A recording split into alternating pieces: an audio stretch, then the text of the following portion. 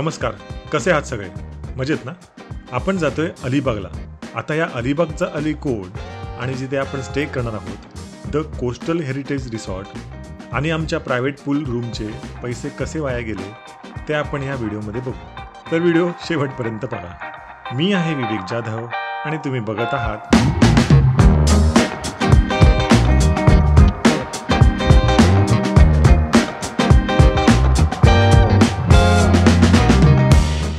होळी रंगपंचमीची लागून सुट्टी आली म्हणून थोडं रिलॅक्स होण्यासाठी कुठे जायचं ते बघत होतो. जिथे प्रायव्हेट पूल असेल, शांत वातावरण असेल आणि महत्त्वाचं म्हणजे जवळ असेल. रिलॅक्स यासाठी म्हणालो कारण माझं वर्क रुटीन. मी एक मोशन ग्राफिक आर्टिस्ट आहे. मी एका ॲडव्हर्टाईज एजन्सीमध्ये काम करतो.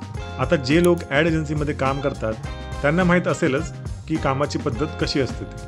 ऑफिस वर्क बरंच असल्यामुळे मला फक्त सॅटर्डे संडेज मिळतो साऊंड रेकॉर्डिंग आणि व्हिडिओ एडिट करतो. त्यामुळे मला चॅनलवर व्हिडिओ अपलोड करायला पण बराच वेळ जातो. असो, हे चालायचंच. तुम्ही हा व्हिडिओ एन्जॉय करा.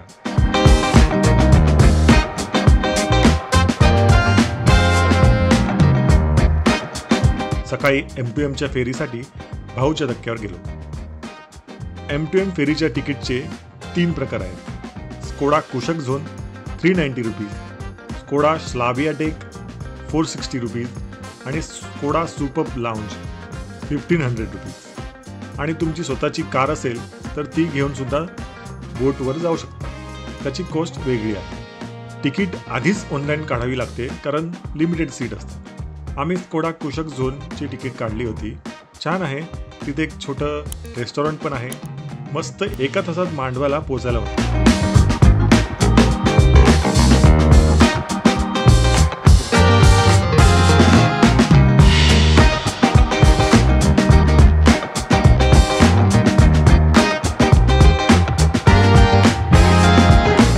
आपण पोचलो आहोत अलिबागमध्ये. आता हा अलिबागचा अली कोण?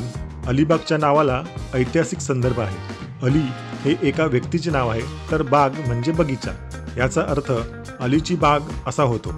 असे म्हटले जाते की हा अली नावाच्या एका श्रीमंत पेने इस्रायली व्यक्तीचे नावावरून हे नाव पडले आहे. जुन्या कुलाबा गॅझेटियरमध्ये अलिबाग म्हणजे अलीची बाग, अली नावाच्या श्रीमंत मुस्लिमाच्या नावावरून हे नाव पडले असे म्हटले जाते.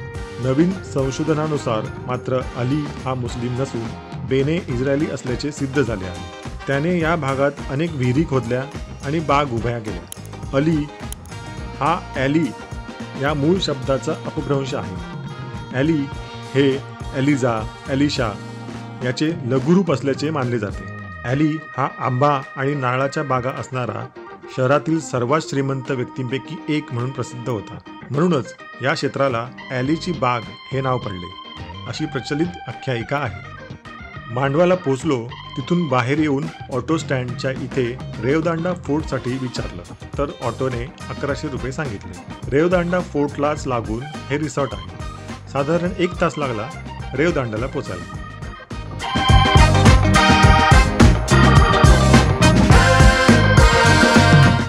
हे आहे कोस्टल हेरिटेज रिसॉर्ट.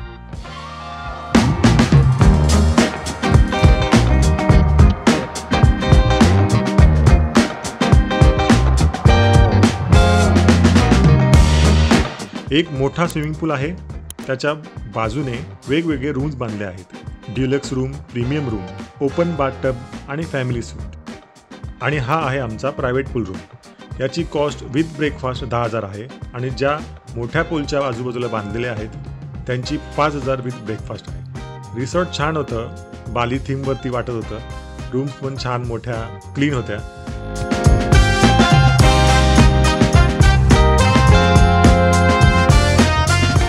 थोडा फ्रेश होऊन जेवायला गेलो. जेवणाची टेस्ट पण छान होती.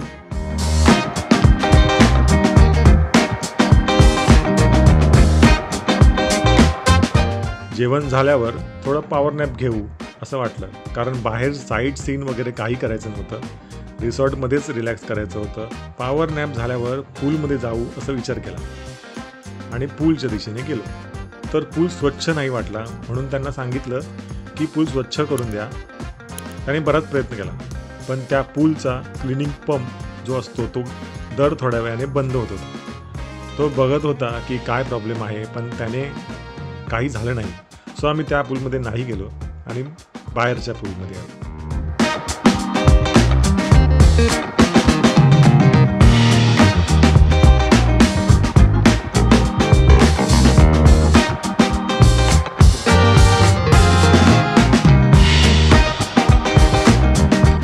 नंतर असंच रिसॉर्टमध्ये फिरत होतो. रिसॉर्टच्या बाजूने बीचवर जायला एक पायवाट आहे. तिकडे गेलो, थोडे फोटो व्हिडिओ काढले आणि रिसॉर्टला निघून आलो. नंतर रात्रीचे जेवण केलं आणि झोपून गेलो.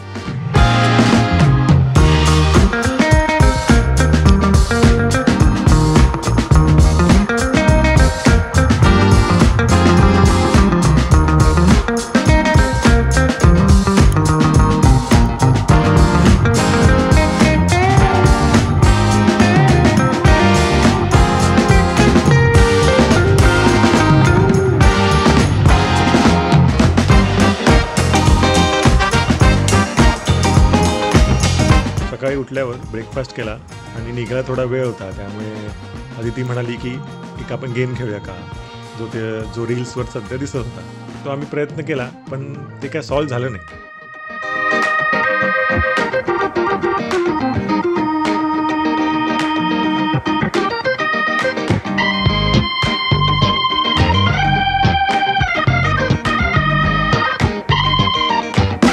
नंतर निघायची वेळ झाली आणि आम्ही परत मुंबईला यायला निघालो.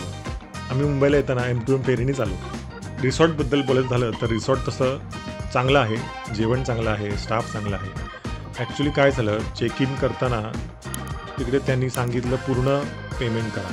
तिकडे नेटवर्कचा थोडा प्रॉब्लेम आहे, येत जात राहतं, म्हणून जीपेने पेमेंट होत नव्हतं आणि पूर्ण पेमेंट केल्याशिवाय रूमची किल्ली देत नव्हते. आम्ही बोललो त्यांना की आम्ही थोडा बाहेर जाऊन नेटवर्क आलं की करतो, सध्या आम्हाला रूमची की द्या, पण स्टाफ काय ऐकायला तयार नाही.